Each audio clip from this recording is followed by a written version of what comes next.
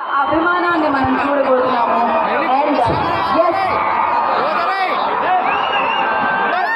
ఇప్పుడే ఈ కార్యక్రమానికి ఇచ్చేసిన గేమ్ చేంజర్ టీమ్కి మనం వెల్కమ్ చేసేద్దాము.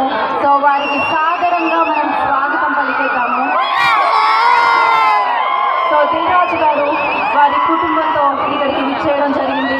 వారికి ఈ కార్యక్రమానికి సుస్వాగతం పలుకుతున్నాము. ఎన్నో అత్యద్భుతమైన చిత్రాలు, బ్లాక్ బస్టర్ చిత్రాలు